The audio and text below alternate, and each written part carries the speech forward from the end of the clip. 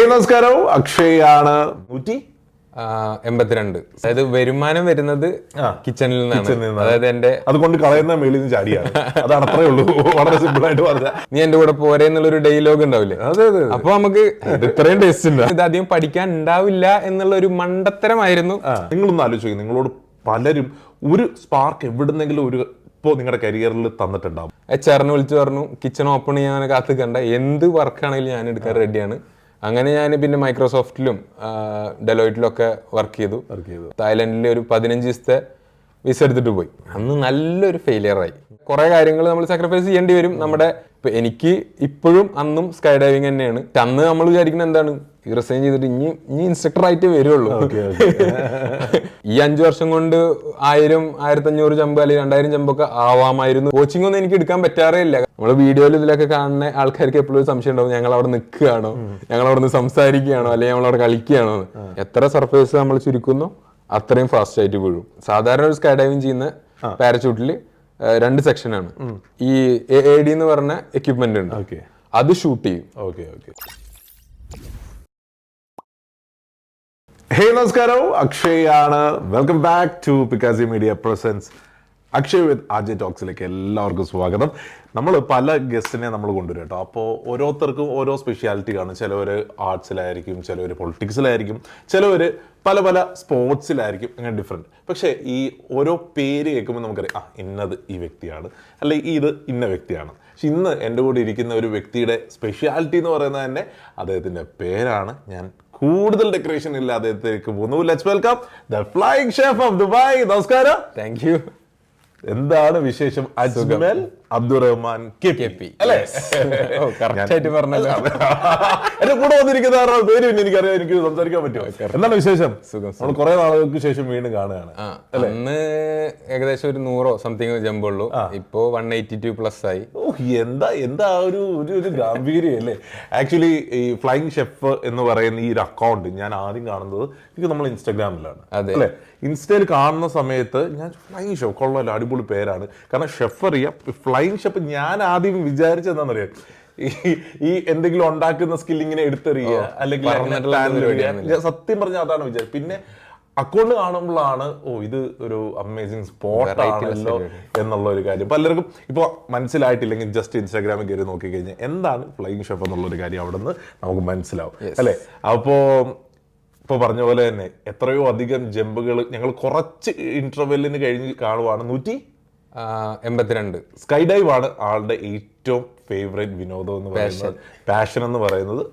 പ്രൊഫഷനായിട്ട് ഷെഫുമാണ് അല്ലേ. അപ്പൊ ഈ രണ്ടിന്റെ ഒരു ബ്ലെൻഡിന്റെ ഇതാണ് ആ ഒരു പേര് എന്ന് പറയുന്നത്. അപ്പൊ അതായത് വരുമാനം വരുന്നത് കിച്ചണിൽ നിന്നാണ്. അതായത് എന്റെ അതുകൊണ്ട് കളയുന്ന മേളിൽ നിന്ന് ചാടിയാണ്. അതാണ് അത്രേ ഉള്ളൂ. വളരെ സിമ്പിൾ ആയിട്ട് പറഞ്ഞാൽ. അപ്പോ എങ്ങനെയാണ് ഇത് സ്റ്റാർട്ട് ചെയ്തത്? ഈ ഒരു ആഗ്രഹം, ഈ നമ്മൾ പറയുന്ന സ്കൈ ഡൈവ്, ഇതൊക്കെ വളരെ ആൾക്കാർ അവരുടെ ബക്കറ്റ് ലിസ്റ്റിലാക്കി കൊണ്ടു നടക്കുന്ന ഒരു സംഭവം. അത് 180 വട്ടം ഒക്കെ ചാടാൻ എവിടെ നിന്നാണ് തുടക്കം എന്ന് പറഞ്ഞാൽ ഇപ്പൊ ഷെഫ് ആവേണ്ട തന്നെ നമ്മുടെ ഒരു ആഗ്രഹം പോലെ ഉണ്ടായിരുന്ന ഒരു സാധനമായിരുന്നു. അത് നമ്മൾ എന്ത് ആഗ്രഹവും അച്ചീവ് ചെയ്യുമ്പോൾ നമുക്ക് അടുത്തതിലോട്ട് പോകാൻ തോന്നും.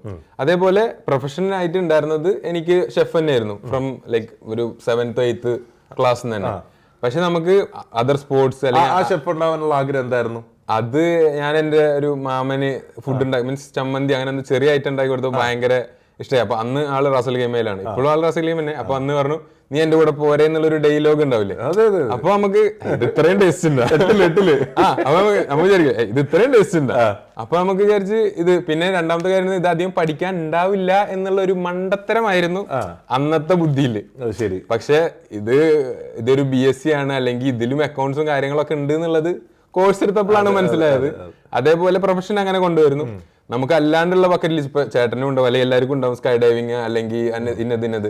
അതേപോലെ സ്കൈ ഡൈവിങ് എന്റെയും ഒരു ലിസ്റ്റ് ആയിരുന്നു. അല്ലെങ്കിൽ നമ്മൾ ഫോട്ടോ കാണുമ്പോൾ പറക്കണം എന്നുള്ള ഫീലാണ്. അത് സ്കൈ ഡൈവിങ് ആണെന്ന് പോലും അതിനകത്ത് നമുക്ക് അന്ന് ഫോണോ അല്ലെങ്കിൽ ഇത്ര സെറ്റപ്പ് ഒന്നും ഇല്ല. അപ്പോ പറക്കണം അത്രേ ഉള്ളൂ. അങ്ങനെ സ്കൈ ഡൈവിങ്ങിനെ കുറിച്ചിട്ട് പിന്നെ +2 അല്ലെങ്കിൽ ഡിഗ്രി ഒക്കെ ആകുമ്പോൾ തന്നെ അറിഞ്ഞു. എങ്ങനെ അറിഞ്ഞു? നമുക്ക് ഈ കമ്മ്യൂണിറ്റി പലരും അറിയുന്നത് ദുബായ് വന്നിട്ടാണ് ഇങ്ങനെ ഒരു സംഭവം ഇവിടെ അല്ല. പക്ഷെ ഞാൻ ദുബായ് വന്നിട്ടല്ല, ഞാൻ ട്രാവലറാണ് ബേസിക്കലി. അപ്പോ ട്രാവൽ കമ്മ്യൂണിറ്റി നല്ല സ്ട്രോങ് ആയിട്ട് മെയിൻറ്റെയിൻ ചെയ്തിരുന്ന ആളായിരുന്നു. അപ്പൊ അതില് ഒരു ഷെരീഫ് ഖാൻ എന്ന് പറഞ്ഞൊരു കാരണമായിരുന്നു. ആള് പറഞ്ഞു ഇത് നമുക്ക് നാട്ടിലും ചെയ്യാം. അതുവരെ ഞാൻ വിചാരിച്ചു ഇത് ഇതേപോലെ ദുബായിലോ അല്ലെങ്കിൽ അവിടെ ഇവിടെ ഒക്കെ വരും. അപ്പൊ ഷെരീഫ് ഖാന്റെ ഒരു ലീഡ് കിട്ടി, നമുക്ക് ഇന്ത്യയിലും ചെയ്യാന്ന്. അപ്പൊ അതിന് വേണ്ടിയിട്ടുള്ള കാശ് സ്വരുക്കൂട്ടലായിരുന്നു. എപ്പോഴും ഫണ്ടാണ് നമ്മുടെ പോലത്തെ ഒരാൾക്ക്. ഇപ്പൊ ദുബായിൽ ഇഷ്ടംപോലെ മലയാളികൾ ഇത് ആഗ്രഹിച്ച് ജീവിക്കുന്നുണ്ട്, പക്ഷെ എല്ലാവരും ജമ്പ് ചെയ്യാൻ പറ്റാത്തതിന്റെ മെയിൻ റീസൺ ഫണ്ട് തന്നെയാണ്. അപ്പോ അതിനുള്ള നാട്ടിൽ തന്നെയാണ് 30,000 എന്തായിരുന്നു അന്ന് പറഞ്ഞത്. അതെ, കൊറോണ ടൈമാണ്. പക്ഷെ അന്നും എന്റെ ബാക്കിയുള്ളവർക്ക് ബക്കറ്റ് ലിസ്റ്റിൽ ഒരു ടിക്കറ്റിൽ മാത്രമായിരുന്നു. എനിക്കെന്ന് പറഞ്ഞാൽ ഇത് ഒറ്റയ്ക്ക് ചെയ്യണം എന്ന് തന്നെയായിരുന്നു. അതാണ് എന്റെ ഒരു പ്രത്യേകത. എന്റെ ഫസ്റ്റ് ജമ്പും ഞാൻ ഒറ്റയ്ക്കാണ് ചെയ്തേക്കുന്നത്. അതിന്റെ വീഡിയോ ഒക്കെ വേണമെങ്കിൽ യൂട്യൂബിലൊക്കെ ഉണ്ട്. ഇതിനകത്ത് നമ്മൾ എല്ലാവരും മനസ്സിലാക്കേണ്ട ഒരു കാര്യം, ആ ഷെരീഫ് ഖാൻ പറഞ്ഞേക്കുന്ന ആ ഒരു പോയിന്റ്, ആ ഒരു പോയിന്റിൽ നിന്ന് പിടിച്ചു കയറുക, അല്ലെങ്കിൽ ചില കാര്യങ്ങൾ നമ്മൾ തിരിച്ചറിയുക എന്ന് പറയുന്ന ഒരു കാര്യമുണ്ടല്ലോ, അത് നമ്മൾ എത്രത്തോളം മനസ്സിലാക്കുന്നു അതനുസരിച്ചിരിക്കും നമ്മുടെ പലരുടെയും കരിയർ. നിങ്ങളൊന്ന് ആലോചിക്കുക, നിങ്ങളോട് പലരും ഒരു സ്പാർക്ക് എവിടുന്നെങ്കിലും ഒരു ഇപ്പോൾ നിങ്ങളുടെ കരിയറിൽ തന്നിട്ടുണ്ടാകും. അതിലായിരിക്കാം നിങ്ങളുടെ കരിയർ ഇങ്ങനെ പോകുന്നത്. അത് കിട്ടിയതാണ് അജ്മലിന്റെ ഏറ്റവും വലിയ ഒരു ഭാഗം. അദ്ദേഹത്തെ ഇപ്പോഴും കാണാറുണ്ടോ? ഇപ്പോഴും കോൺടാക്ട് ഉണ്ട്. എല്ലാ അപ്ഡേറ്റ്സും ഞാൻ ഇപ്പോഴും ചെയ്യാറുണ്ട്. പക്ഷെ ഷെരീഫ് ഖാൻ നമുക്ക് ഒരു ലീഡ് ഇട്ട് തന്നു. ശരി. അവിടുന്ന് ഞാൻ കാശ് ഫണ്ട് സെറ്റ് ആക്കുന്ന സമയത്താണ് കൊറോണ വന്നത്. കൊറോണ വന്നപ്പോ നമ്മളെ ആകെ ഡിപ്രഷൻ സെറ്റായി. അതായത് സാലറി വന്നാലല്ലേ സേവ് ചെയ്യാൻ പറ്റുള്ളൂ. അപ്പോ ലാസ്റ്റ് പറഞ്ഞു ഈ ഒരു ടൈം പീരീഡിൽ മാത്രമേ ഉള്ളൂ അവർ ഓപ്പൺ ചെയ്യുക. കാരണം ഇന്ത്യയിൽ ഇപ്പോഴും അത് ഫുള്ളി ഓപ്പറേറ്റഡ് അല്ല. സീസണലായിട്ട് ഹരിയാനയിൽ നർണോൾ സ്കൈ ഹൈ എന്ന് പറഞ്ഞ ടീമാണ് ഇപ്പൊ നടത്തുന്നത്. അവരെന്നെ സീസണലായിട്ട് അവിടെ ഇവിടെയും ലൊക്കേഷൻ വൈസ് പോയി ചെയ്യുന്നതാണ്. അപ്പോ ഇതിപ്പോ ചെയ്തില്ലെങ്കിൽ ഇനി ഒരിക്കലും ചെയ്യാൻ പറ്റില്ല, അങ്ങനത്തെ ഒരു മാതിരി മൈൻഡ് സെറ്റ് ആയിരുന്നു. കടം വാങ്ങാൻ പറ്റുന്നവരൊന്നൊക്കെ കടം വാങ്ങി വണ്ടി എടുത്ത് പോയി നേരെ ഹരിയാനയിലേക്ക് ട്രെയിന് പോയി. അവിടുന്ന് ഈ ഷെരീഫ്ക്ക് തന്നെ നമുക്കൊരു വണ്ടി സെറ്റ് ചെയ്ത് തന്ന് ആ വണ്ടി എടുത്തിട്ട് ഹരിയാനയിലേക്ക് ഡ്രൈവ് ചെയ്ത് പോയി ജമ്പ് ചെയ്തെന്ന് പറഞ്ഞാല് അതും ഒറ്റക്കാണ്. അപ്പൊ അവിടെയും ഈ കെട്ടി ചാടുന്ന ടാൻഡം എന്ന് പറയുന്ന അതും ഉണ്ടായിരുന്നു അവിടെ. പക്ഷെ ഞാൻ ഓപ്റ്റ് ചെയ്തത് ഒറ്റക്ക് തന്നെ എനിക്ക് ചാടണം എന്നുള്ള ഒരു ഇതായിരുന്നു. ശരി. ചാടി ലാൻഡ് ചെയ്ത് നമ്മൾ നേരെ ചെന്ന് ചോദിക്കണത് ഇനിയും ചാടാൻ ഞാൻ എന്ത് ചെയ്യണം എന്നാണ് ഫസ്റ്റ് ചോദ്യം. അപ്പോ അന്ന് അവിടുന്ന് അതിന്റെ അടുത്ത കാര്യങ്ങൾ മനസ്സിലാക്കി എടുത്തു. അതായത് ഇനി ഇത് കോഴ്സാണ് ചെയ്യേണ്ടത്, അതായത് AFF എന്ന് പറഞ്ഞ കോഴ്സ് ഉണ്ട്, അല്ലെങ്കിൽ ഇതിന് ഇത്രയും ലക്ഷങ്ങൾ ചെലവാവും, അല്ലെങ്കിൽ ഇന്നതിനതാണ് ഇതിന്റെ സ്കോപ്പ്, ഓപ്പർച്യൂണിറ്റീസ്. പക്ഷെ അന്ന് മുതലാണ് നമുക്ക് ഫെയിലിയർ കിട്ടി തുടങ്ങിയത്. അതായത് നമുക്ക് ഇത് കേൾക്കുമ്പോ തന്നെ അവിടെയാണ് നമ്മളിത് ഇതില് ഇറങ്ങിക്കഴിഞ്ഞാൽ പിന്നെ ഫുള്ളായിട്ട് ഇറങ്ങണം. പലരും എന്താ വെച്ചാൽ ഇത് ആഗ്രഹം ഉണ്ടാവും. ഇപ്പൊ എന്നോട് തന്നെ ഇൻസ്റ്റഗ്രാമിൽ DM കാര്യങ്ങളൊക്കെ വന്നിട്ട് 3 ദിവസത്തിന് ശേഷം പിന്നെ ആ DM കാണൂല. കാരണം എന്താ വെച്ചാൽ അവര് ഞാൻ എന്റെ യൂട്യൂബിലത്തെ വീഡിയോ അല്ലെങ്കിൽ കാര്യങ്ങൾ ഒരു വോയിസ് ക്ലിപ്പ് അയച്ചു കഴിഞ്ഞാൽ പിന്നെ അവനെ കാണൂല. കാരണം എന്താ വെച്ചാൽ അവര് ആ ഡിറ്റർമിനേഷൻ അവിടെ തീരെയാണ് അവരുടെ ഇത് നമ്മളെ കൊണ്ട് നടക്കൂല. പക്ഷെ ആ കാര്യത്തിൽ ഞാൻ അങ്ങനെ അല്ലായിരുന്നു. ഇത് പിടിച്ചെടുത്തിട്ട് തന്നെ കാര്യം എന്ന് പറഞ്ഞിട്ട് വീണ്ടും അതുവരെ കിച്ചണിൽ വർക്ക് ചെയ്തിരുന്ന ഞാൻ HR വിളിച്ചു പറഞ്ഞു കിച്ചൺ ഓപ്പൺ ചെയ്യാൻ കാത്തിക്കണ്ട, എന്ത് വർക്കാണെങ്കിലും ഞാൻ എടുക്കാൻ റെഡിയാണ്. അങ്ങനെ ഞാൻ കിച്ചണിൽ നിന്നുള്ള ആളായി മാറിയിട്ട് ഓപ്പറേഷനിലോട്ടും മാറി, F&Bയിലോട്ടും മാറി. അങ്ങനെ ഞാൻ പിന്നെ മൈക്രോസോഫ്റ്റിലും ഡെലോയിറ്റിലും ഒക്കെ വർക്ക് ചെയ്തു ആസ് F&B മാനേജർ അല്ലെങ്കിൽ അസിസ്റ്റന്റ് F&B മാനേജർ ഒക്കെ ആയിട്ട്. അങ്ങനെ നിൽക്കുമ്പോഴും വീണ്ടും ഞാൻ ജോലി റിസൈൻ ചെയ്തിട്ടും ലീവ് എടുത്തിട്ടും ഒക്കെ തായ്ലൻഡിൽ ഒരു 15 ദിവസത്തെ വിസ എടുത്തിട്ട് പോയി. അന്ന് നല്ലൊരു ഫെയിലിയർ ആയി. മീൻസ് എന്താണ് ഫെയിലിയർ ആവാൻ കാരണം? നമുക്ക് ഇതില് 7 സെഗ്മെന്റ്സ് പോലെ നമുക്ക് വേണമെങ്കിൽ തിരിക്കാം. അപ്പോ അതിൽ ഓരോന്ന് ഫെയിൽ ആകുമ്പോഴും നമ്മൾ ആ ഫെയിൽ ആയതിന്റെ ഫീസ് അടക്കണം. ഇപ്പോൾ എക്സാമ്പിൾ എല്ലാവർക്കും പെട്ടെന്ന് മനസ്സിലാവാനാണെങ്കിൽ RTA ടെസ്റ്റോ അല്ലെങ്കിൽ നമ്മള് ടെസ്റ്റ് എടുക്കണമെങ്കിൽ പാർക്കിംഗ് ഫെയിലിംഗ് ആയി കഴിഞ്ഞാൽ ആ പാർക്കിങ്ങിന്റെ ഫീസ് അടക്കണ്ടേ. അത് ഒരു ഹ്യൂജ് എമൗണ്ട് ആയിരിക്കും. പ്ലസ് അതിന്റെ ട്രെയിനിങ് കൊടുക്കണം. പാർക്കിങ്ങിൽ ഫെയിൽ ആയി കഴിഞ്ഞാൽ പാർക്കിന്റെ ട്രെയിനിങ് എടുത്താലേ പാസ്സാവാൻ പറ്റുള്ളൂ. അതേപോലെ ഞാൻ ഇവിടുന്ന് എണ്ണിച്ചുട്ടപ്പം പോലെ ഒരു 3.5-4 ലക്ഷം ഫീസ് കറക്റ്റ് അത്രയാണോ അത്രയും കാശ് എങ്ങനെയൊക്കെയോ ഒപ്പിച്ചിട്ടാണ് പോയത് അന്നത്തെ സമയത്ത്. അന്നാണെങ്കിൽ സാലറിയിൽ നിന്ന് തന്നെ ഇതൊക്കെ ഒപ്പിക്കണമല്ലോ. അപ്പോ ഈ 15 ദിവസവും കഴിയാനായി, എൻ്റെ ലെവലും പാസ്സായില്ല. ഞാൻ ജമ്പൊക്കെ ആവശ്യത്തിന് 8-9 ജമ്പ് ചെയ്തു. സക്സസ്ഫുൾ ആണ് എല്ലാ ജമ്പും. പക്ഷെ മേലെ നമ്മൾ ചെയ്ത് കാണിച്ചു കൊടുക്കേണ്ട കുറച്ച് ആക്ടിവിറ്റീസ് ഉണ്ട്. അത് ക്ലിയർ ആയില്ലെങ്കിൽ അടി വന്നു കഴിഞ്ഞാൽ അവർ പറയും you are fail, jump count ആവും. അങ്ങനെ അന്ന് നന്നായി നൈസായിട്ട് പാളി. പക്ഷെ നന്നായി കരഞ്ഞ് അങ്ങോട്ട് റീബോണ്ട് ചെയ്ത് തിരിച്ച് നാട്ടിൽ വന്നു. വീണ്ടും 1 വർഷത്തിന് മേലെ നല്ല ഹാർഡ് വർക്ക് ചെയ്തു. അതായത് ഈ ഹാർഡ് വർക്ക് എന്ന് പറഞ്ഞു കഴിഞ്ഞാൽ ഇപ്പോൾ നമുക്ക് കിട്ടുന്ന സാലറിയിൽ നമ്മൾ നമ്മുടെ പേഴ്സണൽ ഇഷ്ടങ്ങളൊക്കെ അങ്ങോട്ട് മറക്കണം. അതായത് നമ്മൾ അത്രയും കാലം ചെയ്തു തരുന്ന കാര്യങ്ങളുള്ളൂ. ഇപ്പൊ എല്ലാ ആഴ്ചയും സിനിമക്ക് പോവേ അല്ലെങ്കിൽ സ്വന്തമായിട്ട് ഡ്രസ്സ് വാങ്ങുക, അങ്ങനത്തെ കുറെ കാര്യങ്ങൾ നമ്മൾ സാക്രിഫൈസ് ചെയ്യേണ്ടി വരും നമ്മുടെ ഇങ്ങനത്തെ ഒരു സ്പോട്ടോ അല്ലെങ്കിൽ വേറെ എന്തെങ്കിലും. അത് ഓരോരുത്തർക്കും ഓരോന്നായിരിക്കാം. ഇപ്പൊ എനിക്ക് ഇപ്പോഴും അന്നും സ്കൈ ഡൈവിങ് തന്നെയാണ്, അതുകൊണ്ട് ഇപ്പോഴും അതേപോലെ തന്നെയാണ്. അപ്പോ അങ്ങനെ ഒരു 10 months വീണ്ടും വർക്ക് ചെയ്തിട്ട് ഞാൻ റിസൈൻ ചെയ്തു ജോബ്. പക്ഷെ അന്ന് നമ്മൾ വിചാരിക്കുന്നത് എന്താണ്, ഈ റിസൈൻ ചെയ്തിട്ട് ഇനി ഇൻസ്ട്രക്ടർ ആയിട്ട് വരുള്ളൂ, അങ്ങനത്തെ ഒരു സ്കോപ്പാണ്. പക്ഷെ നമ്മളിത് നമുക്ക് ബുക്ക് ഇങ്ങനെ ഓരോ പേജ് മറിക്കുമ്പോഴാണ് മനസ്സിലായത് ഇതിങ്ങനെ കടലിങ്ങനെ വലുതായി വലുതായി വലുതായി വലുതായി വരികയാണ്. ഈ ഫെയിലിയർ ഒരാളുടെ ജീവിതത്തിൽ എത്രമാത്രം ഇമ്പോർട്ടൻ്റ് ആണ്? ഫെയിലിയർ നമുക്കിതിന്റെ വാല്യൂ മനസ്സിലാക്കി തരും. അതായത് നമ്മളിപ്പോ അന്ന് ഞാൻ ആ AFF ലെവൽ ഫെയിലായിട്ട് ഞാൻ തിരിച്ചു വന്നു, പണിയെടുത്തു, കാശുണ്ടാക്കി തിരിച്ചു പോയിട്ട് ഞാൻ പാസ്സായല്ലോ, അന്ന് കിട്ടിയ ഒരു ഫീൽ ഉണ്ടല്ലോ, അത് നമുക്ക് എന്താ പറയാ പറഞ്ഞോ അല്ലെങ്കിൽ നമുക്ക് ആലോചിക്കുമ്പോ നമുക്ക് തീർച്ചയായിട്ടും കൈ വറക്കണ ഒരു ഫീലാണ്. കാരണം അതൊന്ന് ആ ഫെയിലിയർ രുചിച്ചറിഞ്ഞത് കൊണ്ടാണ് വന്നപ്പോ അതിന്റെ രുചി മനസ്സിലായത്. നമ്മളെപ്പോഴും പറയുന്ന പോലെ വിശക്കുന്നവന് മാത്രമേ ആ ഭക്ഷണത്തിന്റെ രുചി അറിയുന്നു പറയുന്ന പോലെ അത് വളരെ സത്യമാണ്. അത് ചിലപ്പോൾ നമ്മളെ പല രീതിയിലും ഭയങ്കരമായിട്ട് മോൾഡ് ചെയ്ത് നമ്മളെ ഭയങ്കരമായിട്ട് സ്ട്രോങ്. അതെ അതെ, അതായത് നമുക്ക് പിന്നെ ഏത് ഡിസിഷൻ എടുക്കാൻ ഇപ്പൊ അതുവരെ ഞാൻ എല്ലാ കാര്യത്തിനും ഒരു കുറെ ആൾക്കാരോട് ചോദിക്കും. ഇപ്പോഴും എനിക്ക് അറിയാത്ത ഫീൽഡ് ആണെങ്കിൽ നമ്മൾ ചോദിക്കും. പക്ഷെ ലൈഫ് ഡിസിഷൻസ് നമ്മൾ തന്നെ എടുക്കണം എന്നുള്ളൊരു തീരുമാനങ്ങളൊക്കെ എനിക്ക് അപ്പോഴാണ് കിട്ടിയത്. അതായത് നമുക്ക് എടുക്കേണ്ട കുറച്ച് തീരുമാനങ്ങൾ, അതായത് ഇപ്പോൾ റിലേഷൻഷിപ്പ് ആയിക്കോട്ടെ അല്ലെങ്കിൽ ഇങ്ങനത്തെ ഇപ്പൊ നമുക്ക് ഇന്നൊരു കാര്യം ചെയ്യണം എന്ന് ആഗ്രഹം ഉണ്ടെങ്കിൽ മൂന്നാമതൊരാളോട് പോയി ചോദിക്കാതിരിക്കുകയാണ് ഏറ്റവും നല്ലത്. മനസ്സിലായി, ഇന്നൊരു കാര്യം ചെയ്യണം, എനിക്ക് സന്തോഷം ഉണ്ടോ അല്ലെങ്കിൽ എനിക്ക് ഇഷ്ടമുണ്ടോ അത് ചെയ്യുക. വേറൊരാളെ ഉപദ്രവിക്കാത്ത കാര്യമാണെങ്കിൽ മസ്റ്റ് ആയിട്ടും ചെയ്യുക. അങ്ങനെയാണെങ്കിൽ അതിന് ഇറങ്ങുക എന്നുള്ളതാണ് കാര്യം. ഇപ്പോൾ അന്നൊന്നും എനിക്ക് സത്യം പറഞ്ഞു കഴിഞ്ഞാൽ ഇപ്പൊ ഇന്ന് എനിക്ക് സ്കൈ ഡൈവിംഗ് ചെയ്യാനുള്ള കേപ്പബിൾ ആണ്, ഫിനാൻഷ്യൽ ആണെങ്കിലും അത്യാവശ്യം ഓക്കെയാണ്. ഇപ്പൊ എത്ര വർഷമായി ഈ തുടങ്ങിയിട്ട്? കൊറോണ 2021 അന്നാണ് ഫസ്റ്റ് ജമ്പ്. ഒരു 5 വർഷം. അതെ അതെ, ഫീൽഡിൽ ഇറങ്ങിയിട്ട് 5 വർഷം എന്ന് പറയാം. പക്ഷെ ഈ 5 വർഷം കൊണ്ട് 1000, 1500 ജമ്പ് അല്ലെങ്കിൽ 2000 ജമ്പൊക്കെ ആവാമായിരുന്നു. എന്റെ ഫിനാൻഷ്യൽ കാപ്പബിലിറ്റിയും അതേ സ്ട്രോങ് ആയിരുന്നു. അല്ലെങ്കിൽ എനിക്ക് നമ്മുടെ കൂടെയുള്ളവരിൽ നിന്ന് അത്രയും സപ്പോർട്ട് കിട്ടുകയാണെങ്കിൽ. പക്ഷെ കൂടെയുള്ളവരിൽ നിന്ന് സപ്പോർട്ടിനെക്കാട്ടും കൂടുതൽ എന്തായാലും അറിയാലോ. പിന്നെ ഇനിയിപ്പോ നമ്മള് എന്തായാലും അറിയുന്നത് എന്താണ്, അത് നമ്മളെ ഡീമോട്ടിവേറ്റ് കൂടുതൽ ഡീമോട്ടിവേഷൻ അല്ലെങ്കിൽ എന്താ പറയാ ഈ കാശ് ചെലവാക്കണതിനുള്ള ഒരു പ്രശ്നം. പിന്നെ കൂട്ടുകാർക്കൊക്കെ മോട്ടിവേറ്റ് ചെയ്യാനല്ലേ പറ്റുള്ളൂ. അതല്ലെങ്കിൽ നമ്മള് കയ്യെത്താ ദൂരത്തിരിക്കുന്ന ഏതൊരു ആഗ്രഹവും നമ്മുടെ ഒരു സുഹൃത്തിനോട് പറയുമ്പോൾ നിന്നെ കൊണ്ടോ എന്നുള്ളൊരു ചോദ്യം നമ്മൾ പലപ്പോഴും നമ്മൾ നേരിടുന്ന ഒരു പ്രശ്നമാണ്. അത് തരണം ചെയ്ത് ഫ്രണ്ടിലോട്ട് പോകുന്നവനെ ഏതൊരു മേഖലയിലും സ്ഥാനം. അതല്ല, കളിയാക്കൽ എപ്പോഴും ഉണ്ടാവും. അതിപ്പോ 180+ ജമ്പ് ചെയ്തിട്ടും ഇനി എന്ത് എന്നുള്ളൊരു ചോദ്യത്തിന് എല്ലാരും നമ്മളെ എന്താ പറയാ അറ്റാക്ക് ചെയ്തുകൊണ്ടിരിക്കുകയാണ്. ഇവ അടുത്ത ആഴ്ച ഇപ്പോ ഓഫിന് എന്താ പരിപാടി, ഞാൻ പോകുന്നു, ഒരു 4-5 ജമ്പ് ചെയ്യുന്നു വരുന്നു. പക്ഷെ അതിന് പുറത്തുനിന്നുള്ള ആൾക്കാർക്ക് അത് വെറും ഒരു എന്താ പറയാ കുട്ടികളി അല്ലെങ്കിൽ അവർക്ക് ആകാശത്ത് കളയുന്ന ഒരു ഫീലാണ്. പക്ഷെ എനിക്കറിയുള്ളൂ ഓരോ ജമ്പിലും എനിക്ക് എന്തെങ്കിലുമൊക്കെ പഠിക്കാൻ പറ്റിയിരുന്നെങ്കിൽ, അല്ലെങ്കിൽ ഒരു കോച്ചിങ് ഒന്നും എനിക്ക് എടുക്കാൻ പറ്റാറേ ഇല്ല. കാരണം അത് അത്രയും എക്സ്പെൻസീവ് ആയതുകൊണ്ട്. കാരണം ഞാനിപ്പോഴും കൈവിട്ടിട്ടുള്ള കളിയൊന്നും കളിക്കുന്നില്ല. എന്റെ സാലറി എന്താണോ അതിൽ നിന്ന് കാര്യങ്ങൾ നീക്കുകയാണ്. അതിന്റെ ഒരു ലിമിറ്റേഷൻസ് ഉണ്ട്. കാരണം നമുക്ക് കോച്ചിങ് എടുക്കണമെങ്കിൽ അവരുടെ ഫീസ്, എന്റെ ജമ്പ് ഫീസ്, അതൊന്നും എന്നെ കൊണ്ട് ഇപ്പോഴും ആവില്ല. പക്ഷെ സ്ലോ ആണെങ്കിലും ഇതന്നെയാണ് എന്നുള്ളത് ഉറപ്പിച്ച് ഇങ്ങനെ പോയിക്കൊണ്ടിരിക്കുന്നു. അല്ല, ഇതിന്റെ ഇടയ്ക്ക് ഒരു കാര്യം പറഞ്ഞിരുന്നു, നമ്മള് ഇതിന് ചില ക്വാളിഫൈ ആവേണ്ട ചില കാര്യങ്ങളുണ്ട്. ഇപ്പൊ നമുക്കറിയാം സ്കൈ ഡൈവ് എന്ന് പറയുമ്പോൾ നാട്ടിലുള്ളവരാണെങ്കിൽ ദുബായിലേക്ക് വരുന്നു, ഇവിടെ നമുക്ക് പാം ജുമേറയിലോ പോയിട്ടോ അല്ലെങ്കിൽ ഡെസേർട്ടിലോ പോയിട്ട് മേലെ പോയി അവിടുന്ന് സ്കൈ ഡൈവ് ചെയ്യുന്ന വീഡിയോ ഒക്കെയാണ് നമ്മൾ കാണുന്നത്. പക്ഷെ എന്താണ് ഇത് ക്വാളിഫൈ ചെയ്യേണ്ട കാര്യങ്ങൾ? ഈ ആകാശത്ത് വെച്ച് ചില കാര്യങ്ങൾ, ചില ക്രൈറ്റീരിയസ് സാറ്റിസ്ഫൈ ആണെന്ന് പറഞ്ഞല്ലോ, എന്താണ് അത്?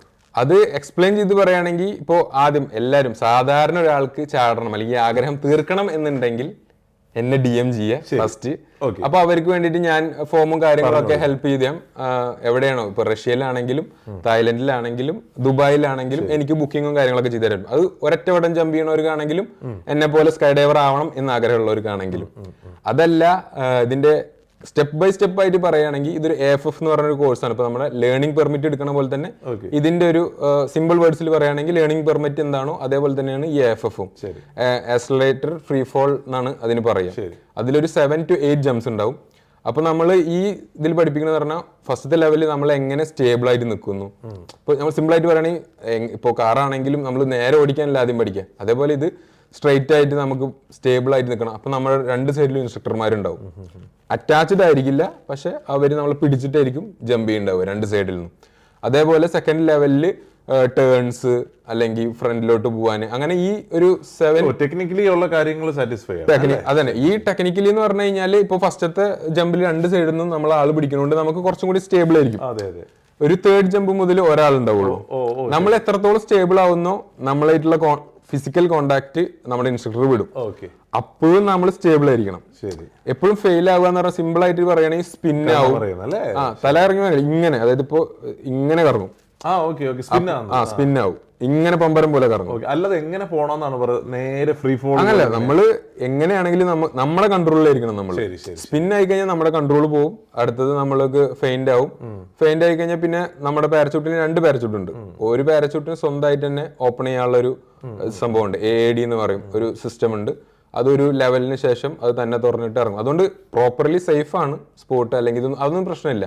പിന്നെ നമുക്ക് പഠിക്കുമ്പോൾ തരുന്ന എക്യുപ്മെന്റും വളരെ സേഫസ്റ്റ് എക്യുപ്മെന്റ്സ് ആണ് നമുക്ക് തരിക. പിന്നെ നമുക്ക് ലൈസൻസ് കിട്ടിയതിന് ശേഷമാണ് നമ്മൾ അപ്ഗ്രേഡ് ചെയ്യുക. അപ്പൊ പറഞ്ഞത് ഈ ലെവലിൽ ഇപ്പൊ ഈ ലേണേഴ്സിൽ എന്ന് പറഞ്ഞു കഴിഞ്ഞാൽ സ്വന്തമായി നമുക്ക് നമ്മളെ തന്നെ കൺട്രോൾ ചെയ്ത് ജമ്പ് ചെയ്ത് ലാൻഡ് ചെയ്യാനാണ് ഈ 7. അതായത് സിമ്പിളായിട്ട് കാറിന്റെ കാര്യത്തിൽ പറയുകയാണെങ്കിൽ പ്രൈവറ്റ് പ്രോപ്പർട്ടിയിൽ നമുക്ക് സ്വന്തമായി ഓടിക്കാനുള്ള ഒരു പെർമിറ്റ് പോലെയാണല്ലോ ഈ ലേണേഴ്സ്. അതായത് കൂടെ ഒരാളുണ്ടെങ്കിൽ നമുക്ക് ജമ്പ് ചെയ്യാം. അതേ സംഭവം തന്നെയാണ് ഇതിൽ. പക്ഷെ പിന്നെ ഒരു 25ാമത്തെ ജമ്പിന്റെ ഇടയിൽ ഒരു 4 സ്റ്റെപ്പും കൂടി ഉണ്ട്, കോച്ച് ജംപ്സ് എന്ന് പറയും. അതിൽ അവർ പഠിപ്പിക്കണമെന്ന് പറഞ്ഞാല് വേറൊരാളുടെ കൂടെ, ഇപ്പൊ അക്ഷയേട്ടനും എന്റെ പോലെ സ്കൈ ഡൈവ് ലൈസൻസ് ഉള്ള ഒരാളാണെങ്കിൽ നമ്മൾ തമ്മിൽ ജമ്പ് ചെയ്യുമ്പോൾ കുറച്ച് റൂൾസ് ആൻഡ് റെഗുലേഷൻസ്, അല്ലെങ്കിൽ നമ്മൾ സേഫ് ആയിട്ട് ലാൻഡ് ചെയ്യാൻ കുറച്ച് കാര്യങ്ങളുണ്ട്.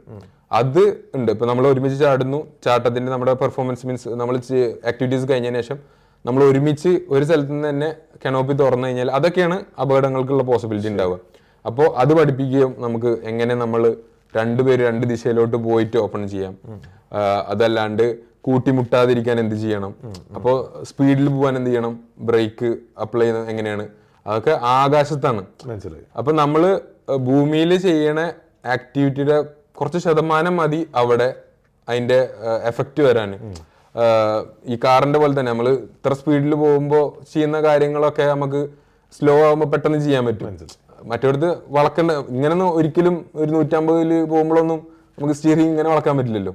അതേ സംഭവം തന്നെ അവിടെ. കാരണം അവിടെ ഈ ഇതിലൊരു ഡിസെൻഡിങ് മാത്രമേ ഉള്ളൂ. ഈ എയറോപ്ലെയിനിൽ കയറുന്നു, വീണുകൊണ്ടേയിരിക്കുകയാണ്. നമ്മൾ വീഡിയോയിൽ ഇതിലൊക്കെ കാണുന്ന ആൾക്കാർക്ക് എപ്പോഴും ഒരു സംശയം ഉണ്ടാവും, ഞങ്ങൾ അവിടെ നിൽക്കുകയാണോ, ഞങ്ങൾ അവിടെ നിന്ന് സംസാരിക്കുകയാണോ, അല്ലെങ്കിൽ നമ്മൾ അവിടെ കളിക്കുകയാണോ എന്ന്. പക്ഷെ ഇത് വീണുകൊണ്ടേയിരിക്കുകയാണ്. ഇപ്പോൾ 5 ആളാണെങ്കിലും 50 ആളാണെങ്കിലും അത് വീണുകൊണ്ടേയിരിക്കുകയാണ്. അതിൽ സ്പീഡ് മാത്രമാണ് വേരിയേഷൻ ഉണ്ടാവുക. നമ്മുടെ ബോഡി അറ്റ്മോസ്ഫിയറിന് എത്രയാണോ നമ്മൾ സർഫേസിന് കാണിച്ചു കൊടുക്കുന്നത് അതിനനുസരിച്ച് സ്ലോവും ഫാസ്റ്റും ആവും. എത്ര സർഫേസ് നമ്മൾ ചുരുക്കുന്നോ അത്രയും ഫാസ്റ്റ് ആയിട്ട് വീഴും. അപ്പോ ഒരു വലിയ കടലാണ് കേട്ടോ. ഇങ്ങനെ പറയുന്നതനുസരിച്ച് ഞാനിങ്ങനെ ഓരോ കാര്യങ്ങൾ ഇങ്ങനെ മനസ്സിൽ ഇങ്ങനെ ആലോചിച്ചുകൊണ്ടിരിക്കുകയാണ്, ഇങ്ങനെ വരുന്ന കാര്യങ്ങൾ. അല്ല, ഇതിൻ്റെ ഇടയ്ക്ക് ഒരു കാര്യം പറഞ്ഞു, നമുക്ക് എല്ലാവർക്കും ഇൻട്രസ്റ്റ് ഉള്ള കാര്യങ്ങൾ എന്ന് പറഞ്ഞാൽ ചെറുപ്പം തൊട്ട് നമ്മൾ കണ്ടുകൊണ്ടിരിക്കുന്ന സാധനമാണ് ഈ പാരച്യൂട്ട് എന്ന് പറയുന്നത്. എനിക്ക് തോന്നുന്നു ഫ്രാൻസിൽ ലൂയിസ് സെബാസ്റ്റ്യൻ എന്ന് പറയുന്ന ഒരാൾ 1783 മറ്റുമാണ് ഈ പാരച്യൂട്ട് കണ്ടുപിടിക്കുന്നതാണ് പറയുന്നത്. അത് രൂപം തന്നെ വ്യത്യാസമായിരുന്നു. അതായത് ഒരു ഫ്രീ ഫോൾ ചെയ്യാൻ സംതിങ് ആയിരുന്നു കൺസ്ട്രക്ട് ചെയ്തെന്ന് പറയുന്നത്. ഈ പാരച്യൂട്ട് ഞാൻ എപ്പോഴും വിചാരിക്കാറുള്ളതാണ്, ഇത് ചാടുന്ന സമയത്ത് ഇത് വർക്കായില്ല, അല്ലെങ്കിൽ ഇത് എങ്ങാണം കുരുങ്ങി പോയിട്ടുണ്ടെങ്കിൽ എന്ത് ചെയ്യും? അതല്ല, ഇതിപ്പോ ഞാൻ പറഞ്ഞില്ല, എന്റെ ചെറുപ്പത്തിലും എനിക്കും പറക്കണം എന്നേ ഉണ്ടായിരുന്നുള്ളൂ. അപ്പൊ നമ്മൾ കാണുന്ന ഫോട്ടോയിലൊക്കെ ഇങ്ങനൊരു സാധനം, ഒരു കൊട പകുതി മുറിച്ച പോലത്തെയോ അല്ലെങ്കിൽ ഒരു ഹലോജൻ ബലൂൺ പോലത്തെ ഒരു സാധനം, ഇങ്ങനത്തെ ഒക്കെയാണ് നമുക്ക് അന്ന് പറക്കണം എന്ന്. ഇന്നത്തെ കുട്ടികൾക്ക് അറിയാം എന്താണെന്നുള്ളത്. പക്ഷെ നമുക്കൊക്കെ മൈൻഡിൽ വരുമ്പോ ഒരു സാധനം കൊട പോലെ പിടിക്കണത് വരണം. പക്ഷെ ഇതിൽ തന്നെ ഒരുപാട് വെറൈറ്റി ഉണ്ട്. ഇപ്പൊ പാരാഗ്ലൈഡിങ്ങിന് ഒരു വിങ് ആണ്, ഞങ്ങളുടെ വിങ് വേറെയാണ്. ഇതിൽ തന്നെ സ്പീഡ് ഫ്ലൈ, അതായത് ഓരോ വിങ് ഉണ്ട്. അപ്പോ ഇത് വർക്കായില്ലെങ്കിൽ എന്ത് ചെയ്യും എന്നുള്ള ചോദ്യത്തിനാണ് ഉത്തരം വേണ്ടത് വെച്ചെങ്കിൽ, ഒരു പാരച്യൂട്ടിന്റെ ബാഗ് സാധാരണ ഒരു സ്കൈ ഡൈവിംഗ് ചെയ്യുന്ന പാരച്യൂട്ടിൽ 2 സെക്ഷനാണ്. ഒന്ന് റിസർവ്, ഒന്ന് മെയിൻ കനോപ്പി. ഒരെണ്ണത്തിനകത്ത് 2 ഉണ്ട്. ഇപ്പൊ ഈ പുറത്തുനിന്ന് കാണുന്ന ആ സാധനം 2 ഉണ്ട്. ഇതിനെന്തോ വെയിറ്റ് വരും ബാഗിന്? ഒരു സ്റ്റുഡന്റ് കനോപ്പിക്ക് ഒരു 15-16 kgs. 16 kg വരും. ഓ ശരി, ഓക്കെ. ഞാൻ ഉപയോഗിക്കുന്നതിന് ഒരു 14 kg ആണ് വരുന്നുണ്ട്. 14. അതെ, ഓക്കെ. ഈ 14 kgക്കകത്ത് 2 പാരച്യൂട്ട് ഉണ്ടാവും. ഇതിന് എന്തെങ്കിലും വെയിറ്റ് ഉണ്ട്? ഇത്ര വെയിറ്റ് ഉള്ള ആളെ ഹോൾഡ് ചെയ്യാൻ പറ്റും? അതെ അതെ, വിങ് ലോഡിംഗ് എന്ന് പറഞ്ഞിട്ടൊരു കാൽക്കുലേഷൻ ഉണ്ട്. അത് ഗൂഗിളിലൊക്കെ അടിച്ചു നോക്കിയാലും നമുക്ക് മനസ്സിലാവും ഓരോരുത്തരുടെ വിങ് ലോഡിംഗ്. അതായത് എക്സിറ്റ് ലോഡ്, അതെ എയർക്രാഫ്റ്റിൽ നിന്ന് ചാടുമ്പോൾ നമ്മുടെ വെയിറ്റ് എത്രയാണെന്നുള്ളത്, അതായത് കനോപ്പി വിത്ത് നമ്മുടെ ഡ്രസ്സ്, അല്ലെങ്കിൽ ഇപ്പോൾ ക്യാമറ വെക്കണവരാണെങ്കിൽ ക്യാമറയുടെ വെയിറ്റ്, അതൊക്കെ കൂടിയിട്ട് ഒരു കാൽക്കുലേഷൻ ചെയ്തിട്ടാണ് നമ്മൾ നമ്മുടെ കനോപ്പി സെലക്ട് ചെയ്യുക. അപ്പോൾ ആ സെലക്ട് ചെയ്യുമ്പോൾ സേഫസ്റ്റ് ഉണ്ട്. നമുക്കിങ്ങനെ BMI ഒരു ചാർട്ട് കണ്ടിട്ടില്ലേ, അതേപോലെ തന്നെ യെല്ലോ, ഗ്രീൻ, ഓറഞ്ച്, റെഡ് അങ്ങനെയുണ്ട്. അപ്പോൾ നല്ല എക്സ്പീരിയൻസ് ഉള്ള ഇൻസ്ട്രക്ടർമാരൊക്കെ കുറച്ചും കൂടി ഫാസ്റ്റ് കനോപ്പീസ് അല്ലെങ്കിൽ സ്പോർട്ട് കനോപ്പീസ് ആണ് ഉപയോഗിക്കുക. ഇപ്പോൾ എന്നെ പോലുള്ള ഇടയിലാണ്. ഇപ്പൊ ഞാൻ അഡ്വാൻസിലേക്ക് എത്തിയിട്ടില്ല, എന്നാ തുടങ്ങുകയും ചെയ്തു. അപ്പോൾ എൻ്റെ ഒരു മോഡറേറ്റ് ആണ്, 170 ആണ് ഇപ്പൊ ഞാൻ ഇപ്പൊ ഉപയോഗിക്കുന്ന സൈസ്. പഠിക്കുമ്പോൾ ഉപയോഗിച്ചിരുന്ന ഒരു 230, 240. അപ്പോൾ അത്രയും മുന്നിലോട്ട് എത്തി. ഇനിയും കുറയും ഇൻ ഫ്യൂച്ചറിൽ. മനസ്സിലായി. അതും ഈ പറഞ്ഞപ്പോ ഈ 2 പാരച്യൂട്ട് ഉണ്ടെന്ന് പറഞ്ഞു. അതെ. അപ്പൊ അതിന്റെ പ്രവർത്തനം എങ്ങനെയാ?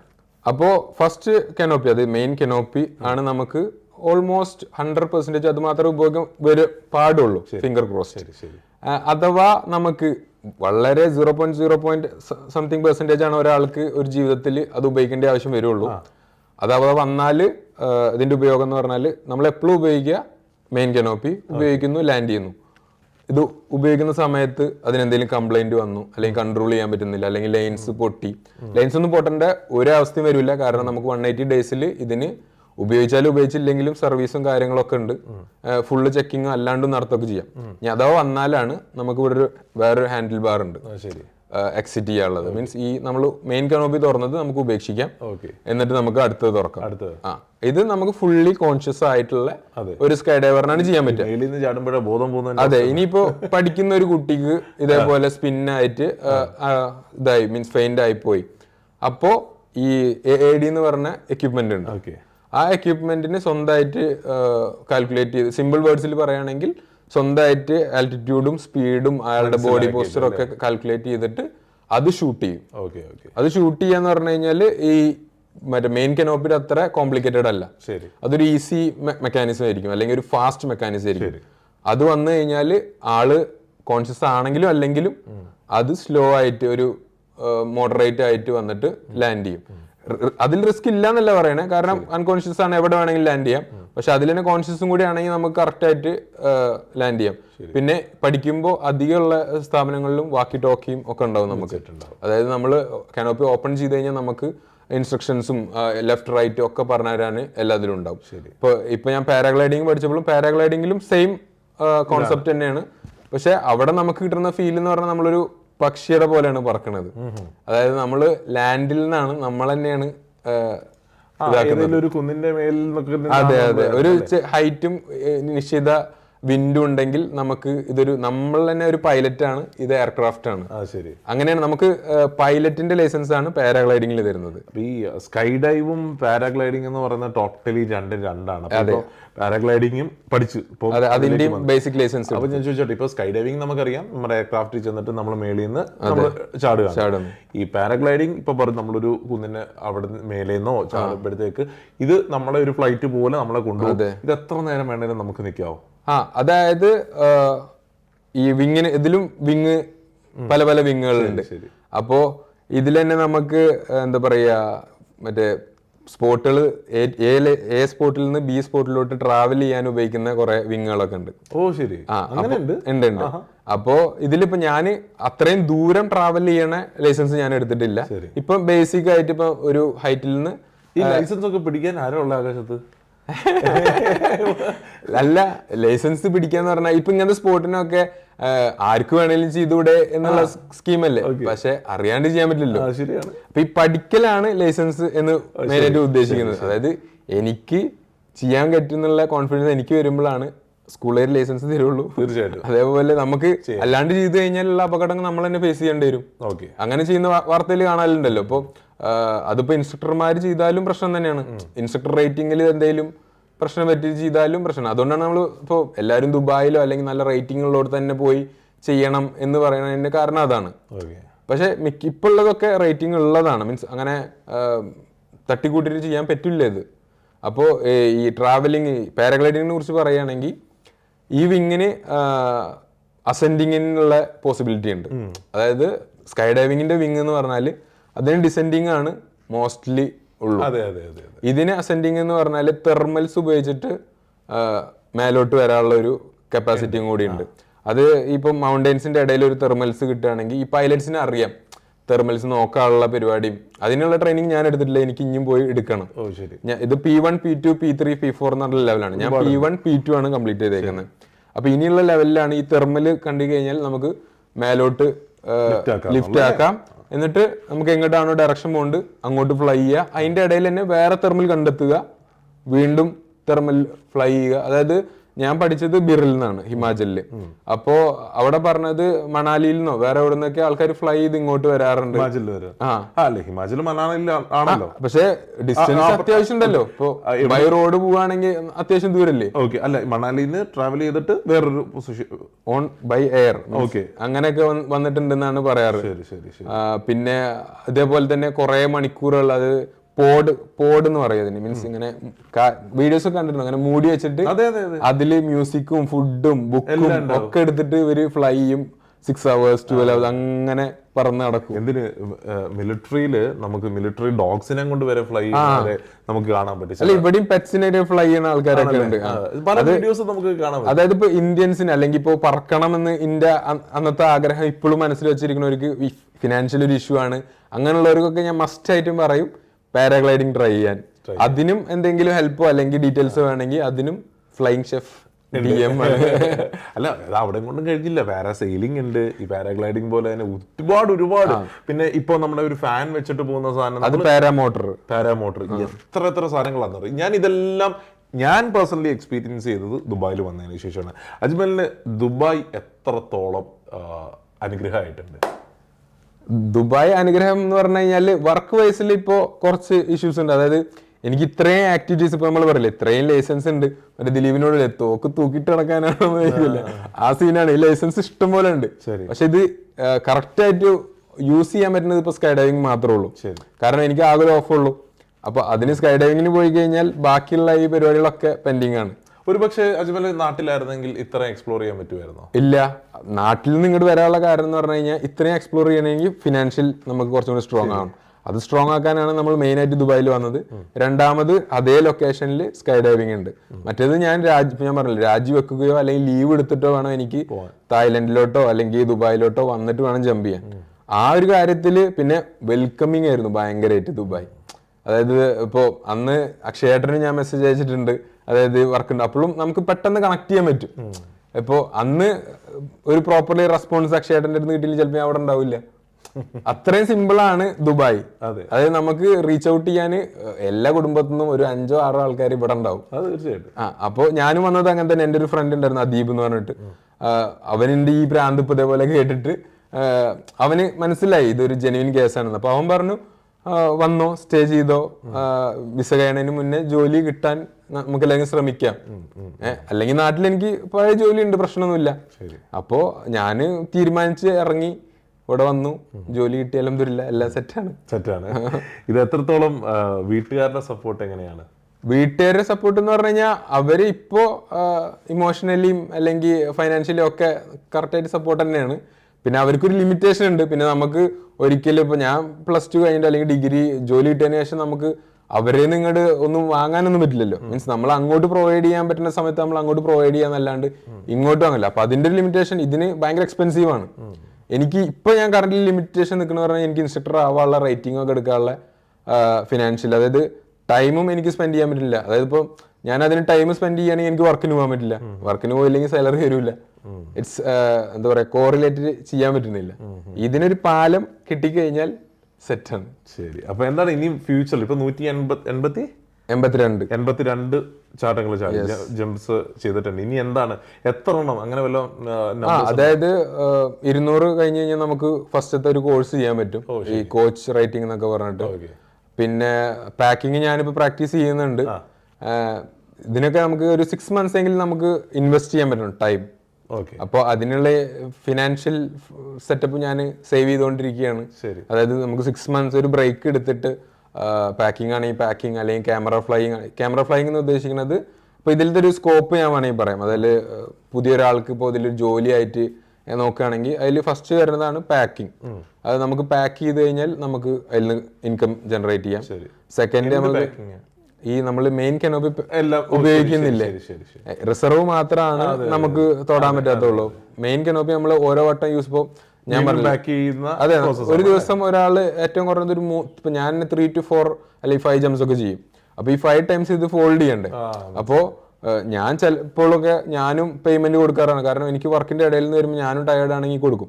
പിന്നെ അത്യാവശ്യം ഫിനാൻഷ്യലി സ്ട്രോങ് ഉള്ളവർ ആരും പാക്ക് ചെയ്യാറില്ല, എല്ലാവരും അവിടുത്തെ പാക്കർമാരില്ല. അപ്പൊ അത് പാക്കിംഗ് ഒരു പ്രൊഫഷനാണ്. അതേപോലെ തന്നെ ക്യാമറ ഫ്ലൈയിങ്, അതായത് ഇപ്പോ അക്ഷയേട്ടൻ ആദ്യത്തെ ഒരു എക്സ്പീരിയൻസിന് പാം ജുമേറിൽ പോയി ജമ്പ് ചെയ്യുന്നു. അപ്പൊ ചേട്ടന്റെ വീഡിയോ എടുക്കാൻ ഒരാള് ജമ്പ് ചെയ്യും കൂടെ. എല്ലാരും അത് ചെയ്യുമല്ലോ. അപ്പൊ ആ കൂടെ ജമ്പ് ചെയ്യുന്ന ക്യാമറയും കൂടെ ചേട്ടട്ടെ ആ സീൻ എടുക്കുന്ന ആൾക്കും അതൊരു പ്രൊഫഷനാണ്. പിന്നെ ആരാണോ നിങ്ങളെ വെച്ച് ജമ്പ് ചെയ്യുന്നത് ബാക്കിലേക്ക് ഇൻസ്ട്രക്ടർ, അതൊരു പ്രൊഫഷനാണ്.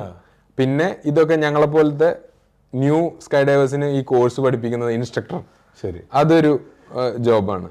പിന്നെ മാനിഫെസ്റ്റ് അങ്ങനത്തെ കാര്യങ്ങളായിട്ട് ഡിപ്പാർട്ട്മെന്റ്, അതായത് മൊത്തം ഒരു ഓർഗനൈസേഷൻ റൺ ചെയ്യുന്ന ആൾക്കാരും ഉണ്ട്. ഈ 4 ഒരു ജോലി തിരഞ്ഞെടുക്കാൻ പറ്റുന്ന ഏതായിരിക്കും അജ്മൽ തിരഞ്ഞെടുക്കുക? ഞാൻ തിരഞ്ഞെടുക്കുകയാണെങ്കിൽ ഞാൻ ഇൻസ്ട്രക്ടർ ആവാൻ തന്നെയാണ് ആഗ്രഹിക്കുന്നത്. അതായത് ഈ ഇൻസ്ട്രക്ടർ എന്ന് പറഞ്ഞ ആള് മിക്കപ്പോഴും ഈ എല്ലാ പടികളും ചവിട്ടിയിട്ടാണ് ഇൻസ്ട്രക്ടർ ആവുക. അതായത് ആദ്യം മുമ്പ് ക്യാമറ ഫ്ലെയർ ആയിട്ടുണ്ടാവും, അത് കഴിഞ്ഞിട്ട് ടാൻഡം റൈറ്റിംഗ് എടുത്തിട്ടുണ്ടാവും, ടാൻഡം കഴിഞ്ഞിട്ടാണ് ഇൻസ്ട്രക്ടറെ പിള്ളേരെ പഠിപ്പിക്കാനാണ്. അപ്പോൾ ഇതിന്റെ ഒരു മെയിൻ, എനിക്ക് ഇതിന് ഇപ്പോഴും ഇതെന്നെ പിടിച്ച് നിർത്തണം എന്നുള്ളതിന്റെ കാരണം എന്ന് പറഞ്ഞാൽ നമ്മളെല്ലാവരുടെയും പ്രഷ്യസ് മൊമെന്റിലാണ് നമ്മൾ നിൽക്കുക. അവരുടെ ഒരു ഫസ്റ്റ് ജമ്പില് നമ്മളൊരു പാർട്ടാവാന്ന് പറഞ്ഞു കഴിഞ്ഞാൽ ഒരാളും അവരുടെ ഇൻസ്ട്രക്ടറിനെ അല്ലെങ്കിൽ അവരെ മറക്കുമെന്ന് എനിക്ക് തോന്നുന്നില്ല. കാരണം എല്ലാത്തിനും നമുക്ക് ഡ്രൈവിംഗ് പഠിപ്പിക്കുന്ന ആശാനെ അതേപോലെ തന്നെ ഇതാണെങ്കിൽ അത്രയും ഒരു എക്സ്ട്രീം അല്ലെങ്കിൽ അഡ്രലിൻ ഹൈ തരുന്ന ഒരു കാര്യമാണ്. ഞാനൊക്കെ അവിടെ ആ ഒരു മൊമെന്റിൽ ഉണ്ടാവുമ്പോൾ തന്നെ എനിക്ക് ഭയങ്കര ഒരു ഹാപ്പിനെസ് ആണ്.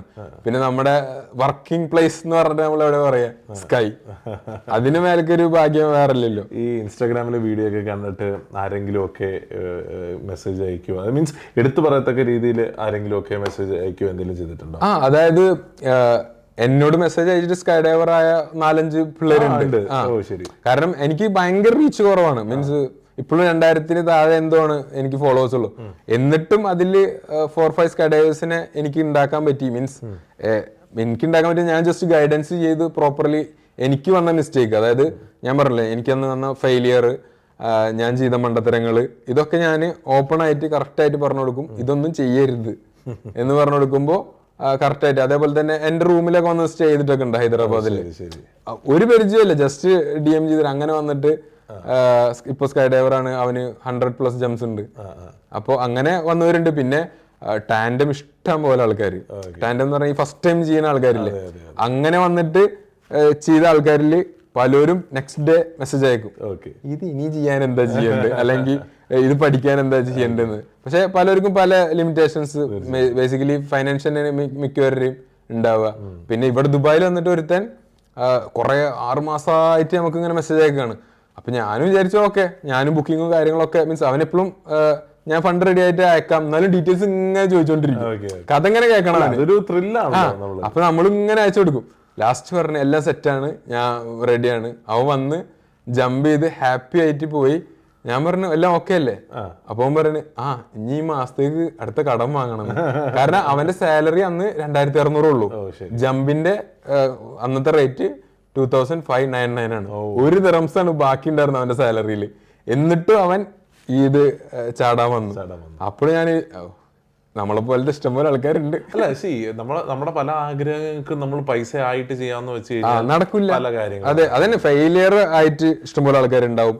നമുക്ക് എന്താ പറയാ, തടസ്സങ്ങൾ ഇഷ്ടംപോലെ ഉണ്ടാവും. പക്ഷെ നമ്മള് എന്ന് ഫസ്റ്റ് സ്റ്റെപ്പ് എടുത്തു വെക്കുന്നോ അന്നേ എന്തെങ്കിലും ഒരു എനക്കം ഉണ്ടാവുള്ളൂ. അത് എല്ലായിടത്തും എനിക്ക് തോന്നുന്നു ജീവിതത്തിലെല്ലാം തന്നെ ഒരു എക്സാമ്പിൾ തന്നെയാണ്. അതെ അതെ, അതിപ്പോ എന്റെ കാര്യത്തിൽ എന്ന് പറഞ്ഞു കഴിഞ്ഞാൽ പലയിടത്തും ഞാൻ പടച്ചോന്റെ മാലാകമാരെ നേരിട്ട് കാണാന്ന് പറയുന്നത് ഈ സ്പോർട്ടിലൊക്കെ പലപ്പോഴായിട്ട് ഉണ്ടായിട്ടുണ്ട്. അതായത് ഞാൻ ഫസ്റ്റ് ഈ റിസൈൻ ചെയ്തിട്ട് രണ്ടാമത്തെ വട്ടം പോകുമ്പോൾ എനിക്ക് എൻ്റെ മനസ്സിലുണ്ടായിരുന്നു പറഞ്ഞാൽ ഫസ്റ്റത്തെ എ ലൈസൻസ് എടുക്കുക, എന്നിട്ട് അതിലൊരു ജോബൊക്കെ ആയിട്ട് വേണം തിരിച്ചു വരാനെന്നായിരുന്നു. പക്ഷെ അവിടെ പോയിട്ട് ഈ എ ലൈസൻസ് എടുത്തപ്പോൾ മനസ്സിലായി ഇതിനങ്ങനെ നമുക്ക് ലൈസൻസ് ഉണ്ട് അല്ലെങ്കിൽ ഇത്ര എക്സ്പീരിയൻസ് ഉണ്ട് എന്ന് പറഞ്ഞാലൊന്നും ഇതിലൊരു പ്രൊഫഷനായിട്ട് കിട്ടൂല എന്ന്. അങ്ങനെ ഞാൻ തിരിച്ചു പോരാൻ നിൽക്കുന്ന സമയത്ത് നമുക്കൊരു പാരച്യൂട്ട് ഉപയോഗിക്കാൻ തരുന്നു ഒരു ഫ്രണ്ട്. അങ്ങനെ ഞാൻ 45 ജമ്പിൽ തിരിച്ചു വരേണ്ട ആള് 87 ജമ്പിലാണ് തിരിച്ചു വരുന്നത്.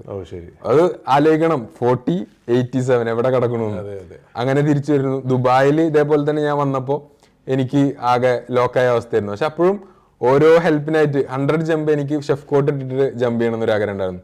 അപ്പോഴും വീഡിയോ എടുക്കാൻ അന്ന് എനിക്ക് ആളുണ്ടായിരുന്നില്ല. അന്നും ഒരു മാലാക പോലെ ഒരാൾ ഇങ്ങോട്ട് വന്ന് ചോദിക്കുകയാണ്, what are you doing today? അപ്പൊ ഞാൻ പറഞ്ഞു ഇങ്ങനെ ജമ്പ് ചെയ്യണം. Oh, I will take your video. അപ്പൊ നമുക്ക് നെറ്റ് ഇപ്പൊ എല്ലാ കാര്യങ്ങളാണെങ്കിലും നമുക്ക് ഇങ്ങോട്ട് വരുമ്പോ നമ്മളും പഠിച്ചവനും കറക്റ്റ് ട്രാക്കിലാണ് നമ്മൾ പോണെന്നുള്ളൊരു പോസിറ്റീവ് വൈബ് എനിക്ക് കിട്ടുന്നുണ്ട്.